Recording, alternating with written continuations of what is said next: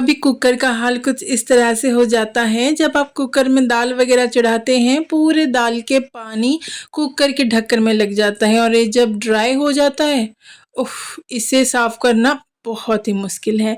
लेकिन बहुत ही सिंपल सा हैक है इसे छुटकारा पाने की। पहले जब मैंने सोशल मीडिया में देखा तो बिलीव ही नहीं हो रहा था, लेकिन ये सच में काम करता है। बहुत सिंपल है, कुछ नहीं करना, बस जब भी आप दाल चढ़ाएं कुकर के ढक्कन को उल्टा कीजिए और जो सीटी वाला पार्ट है ना वहाँ पे थोड़ा सा ऑयल या फिर घी लगा लीजिए, बहुत ही अच्छी तरह से स्प्रेड कर लीजिए और बस दाल चढ़ाइए। आपका ढक्कन बहुत ज़्यादा गंदा कभी नहीं होगा। हर एक इंडियन फैमिली जुगाड़ के बिना तो अधूरा ही है। कबाड़ सभी के घर में होता है, लेकिन बहुत कम लोग उस कबाड़ से जुगाड़ करते हैं और अपने पैसे बचाते हैं। तो आज कुछ इस तरह के हैक देखेंगे जो आपका टाइम भी बचाएगा और पैसे भी। सो हाय एवरीवन, नमस्ते, जुहार and welcome back. It's me Pratiksha और चलिए फटाफट से आज का इंटरेस्टिंग वीडियो को स्टार्ट करते हैं। यहाँ पे मैंने दाल चढ़ाया है और कुकर के ढक्कन में थोड़ा सा ऑयल लगा दिया था। 3-4 सीटी तो हो गए होंगे, फिर भी ढक्कन बिल्कुल क्लीन है। It's really work. अगर आपको ये पहले से पता था ये करते हैं तो कमेंट में ज़रूर बताना और नहीं किया है ट्राई कभी तो ज़रूर ट्राई करना। इस तरह के ऑयल पाउचेस सभी के घर में आते हैं। इसे कट करके हम डब्बे में स्टोर करते हैं और इस पाउचेस को फेंक देते हैं। लेकिन कभी आपने इसे कट करके देखा है इसके अंदर कितने सारे ऑयल होते हैं। खैर, इसे हम डब्बे में डाल तो नहीं सकते, लेकिन फेंकेंगे भी क्यों, पैसे दे के खरीदा है भाई। जब भी आप पराठे या फिर पूड़ी वगैरह के लिए आटा गूंथते हैं तो उसमें ऑयल डाल के हम गूंथते हैं, तो बिना ऑयल का आप आटा गूंथिए और उस आटा को इसके ऊपर आप मल सकते हैं। ऐसे में ऑयल भी यूज़ हो जाएगा और जो एक्स्ट्रा ऑयल आपको पूरी में लगना था वो भी नहीं लगेगा। क्या आप भी ऐसे करते हो क्या, या फिर कट करने के बाद पाउच को फेंक ही देते हो? अगर आपको अभी पूरी या पराठे के लिए आटा नहीं गूंथना है तो सिंपली कोई भी बर्तन में ये पाउचेस को कुछ इस तरह से रख के आप रख लीजिए। जब आटा गूंथना हो तभी यूज कर लेना।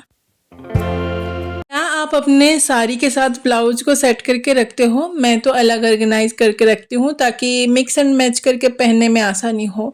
लेकिन इस कैरी बैग में मैं कितने सालों से ब्लाउज ऑर्गेनाइज कर रही थी जो ऑर्गेनाइज ही नहीं हो रहा था। हमेशा इसका फोल्ड आयरन खराब ही हो जाता था।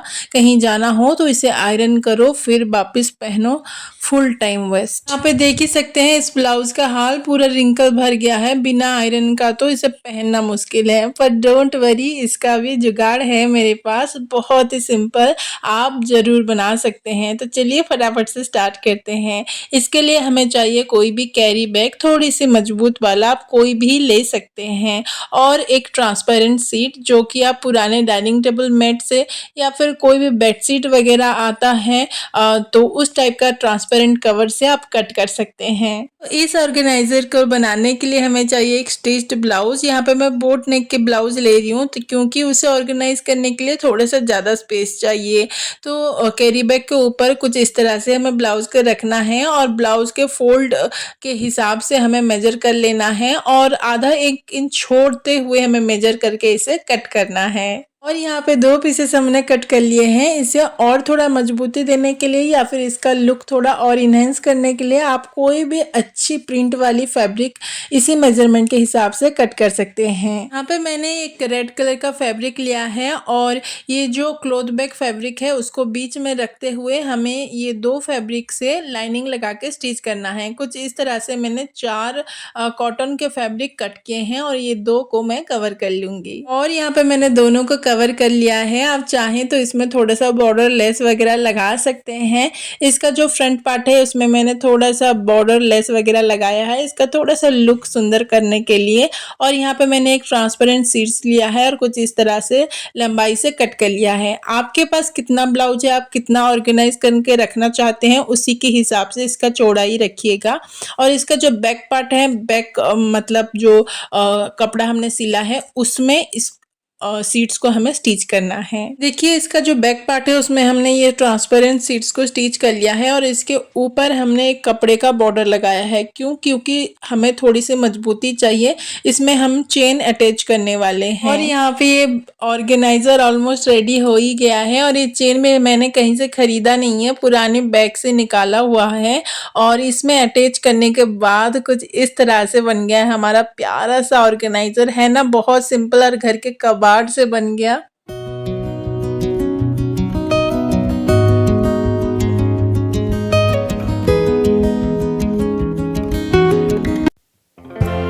ब्लाउज फोल्ड करने का भी एक सही तरीका है। पहले मुझे पता नहीं था, जैसे भी ऑर्गेनाइज करके रखो वो रिंकल आ ही जाते थे। लेकिन ब्लाउज को इस तरह से फ्रंट के साइड लेना है, दोनों हाथों को फ्रंट साइड कुछ इस तरह से फोल्ड करना है और ब्लाउज को हमें आगे की तरफ कुछ इस तरह से फोल्ड करना है। आपके ब्लाउज में कभी रिंकल नहीं आएंगे और आयरन खराब नहीं होंगे।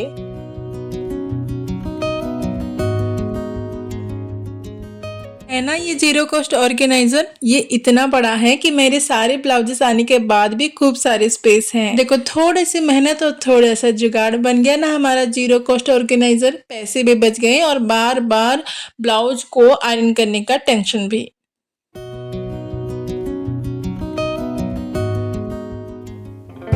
ये है आरुष का लंच बैग जो अंदर से खराब हो गया है। देखो लंच लेने में तो यूज में नहीं आ सकता, लेकिन घर में और कुछ ऑर्गेनाइज करने के लिए हम इसे यूज में ला सकते हैं।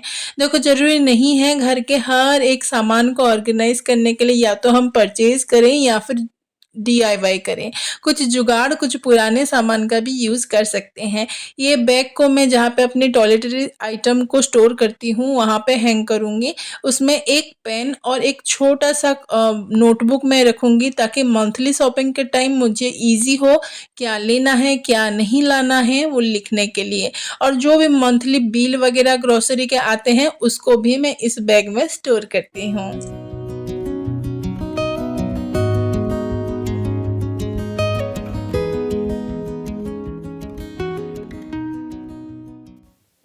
तो अब जो मैं हैक शेयर करने वाली हूँ ना, मुझे लगता है पूरी वीडियो का ये यूनिक हैक है। जब भी हम कहीं जाते हैं, तैयार होते हैं तो फटाफट से तैयार तो हो जाते हैं, लेकिन स्ट्रगल तब करना पड़ता है जब मैचिंग ईयरिंग ही नहीं मिलती।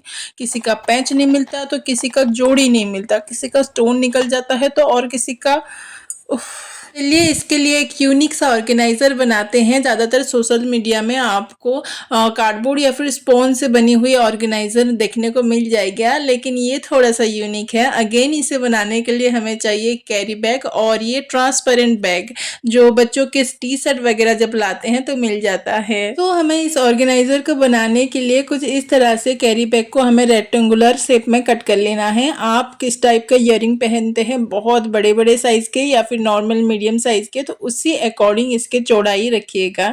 मैं नॉर्मल मीडियम साइज के ही रख रही हूँ। हम इस तरह से रेक्टेंगुलर कट करके चारों तरफ इसे नीटली स्टिच कर लेना है। और देखिए कैरी बैग के फैब्रिक को कुछ इस तरह से मैंने स्टिच कर लिया है और जो ट्रांसपेरेंट शीट्स है वो इसकी चौड़ाई से डबल हमें लेना है और लंबाई 1-1.5 इंच ज़्यादा लेके कट करना है। और ये कैरी बैग के फैब्रिक के साथ ये ट्रांसपेरेंट शीट्स को हमें तीनों तरफ स्टिच कर लेना है। एक तरफ हमें ओपन छोड़ना है और बीच में हमें इस तरह से सेपरेट पॉकेट जैसे हमें स्टिच करना है। और कुछ लेना है हमें कुछ इस तरह के पट्टियाँ जो ये ऑर्गेनाइजर के बैक साइड हमें स्टिच करना है। ये क्या काम में आएगा मैं स्टिच करने के बाद आपसे बताती हूँ। लो जी, हमारा ऑर्गेनाइजर बनके बिल्कुल रेडी है ना, बिल्कुल यूनिक। इसमें आपके ईयरिंग्स बिल्कुल सेफ रहेंगे, ना ही स्टोन निकलेंगे, ना ही धूल मिट्टी जमेगी, ना ही उलझेंगे। सारे साइज का मैंने ऑर्गेनाइजर बना लिया है, बड़े ईयरिंग के लिए, छोटे ईयरिंग के लिए। और कुछ इस तरह से देखो बनने के बाद ये दिख रहा है। सेपरेट पॉकेट्स हैं, पीछे डोरी हमने स्टिच किया था इस ट्रांसपेरेंट शीट के कवर को हम लॉक करने के लिए, क्योंकि ईयरिंग बाहर निकलना नहीं चाहिए ना, सिक्योर होकर अंदर रहना चाहिए। क्योंकि ये ट्रैवल फ्रेंडली है। अगर आप कहीं जाते हैं शादी वगैरह में तो 4-5 ईयरिंग तो हम लेके ही जाते हैं, तो बिल्कुल ये बहुत आसान हो जाएगा ट्रैवल में भी। चलिए फटाफट से मैं सारी ईयरिंग को इसमें ऑर्गेनाइज कर देती हूँ।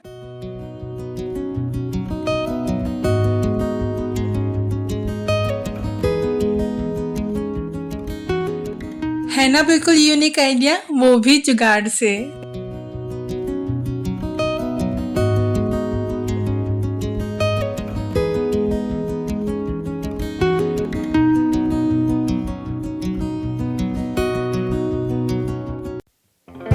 अरे रुको रुको, कहाँ जा रहे हो? लास्ट वाला हैक तो देख के जाओ, आने वाले सीजन में बहुत काम आने वाले हैं। इस तरह के टोकरी तो सभी के घर में होंगे ही पुराने, तो इसको हम रीयूज करके बहुत ही यूजफुल ऑर्गेनाइजर बनाने वाले हैं। इसमें क्या ऑर्गेनाइज करूंगी, आगे देखिए पता चलेगा। पहले तो मैं इस टोकरी को ब्लू ऑयल पेंट से पेंट करूंगी। आप चाहें तो एक्रेलिक कलर से भी पेंट कर सकते हैं या फिर एज इट इज रख सकते हैं। ये बैम्बू कलर बहुत अच्छे लगते हैं। को ड्राई होने के लिए छोड़ देते हैं और चलिए इसमें क्या ऑर्गेनाइज करने वाली हूँ वो बताती हूँ। समर सीजन आने वाला है और समर मतलब खूब सारे मच्छरों का अटैक।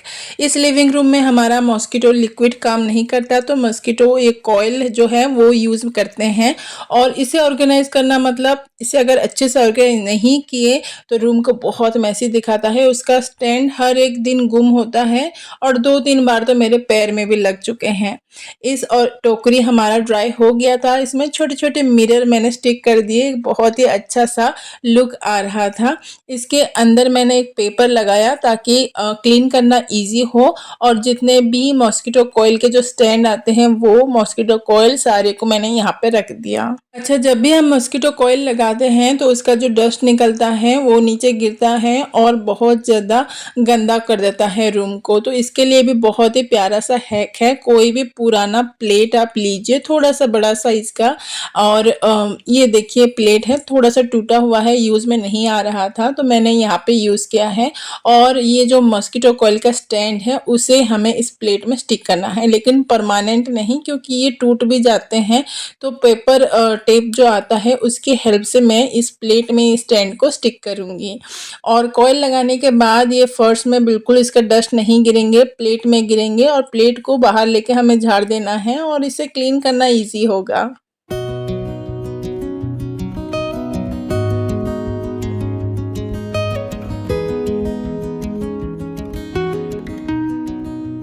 तो ये प्यारे से ऑर्गेनाइजर को इस तरह से ओपन तो हम नहीं रख सकते ना, फिर वही डस्ट क्लीनिंग।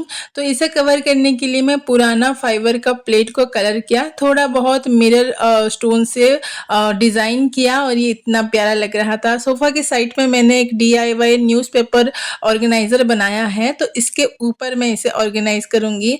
अभी कोई भी स्टैंड इधर उधर गुम नहीं होंगे और ना ही ये कॉइल का डस्ट फर्श में गिरेगा। तो फ्रेंड्स, ये जुगाड़ आइडिया आपको कैसा लगा कमेंट में ज़रूर बताना। कौन सा जुगाड़ आइडिया, कौन सा जीरो कॉस्ट आइडिया आपको पसंद आया वो भी बताना। अगर आपको आज का वीडियो, मेरी छोटी सी कोशिश अगर आपको पसंद आई हो तो प्लीज़ एक लाइक कमेंट और शेयर करना ना भूलिए। मोर कोर्सेज को अभी तक सब्सक्राइब नहीं किया है तो प्लीज़ इस तरह के हैक जुगाड़ आइडियाज़ देखने के लिए सब्सक्राइब ज़रूर करें, क्योंकि हर एक इंडियन फैमिली में इस तरह के जुगाड़ तो होने ही चाहिए। के जुगाड़ आइडियाज़ और भी मैंने अपने चैनल पे पोस्ट किया है। अगर अभी तक आपने नहीं देखा है तो उसका लिंक मैंने डिस्क्रिप्शन बॉक्स में दे दिया है, जाके ज़रूर से देख लेना। So that's all for today friends, मिलते हैं अगले वीडियो में एक नई कोशिश के साथ। तब तक के लिए bye bye and take care.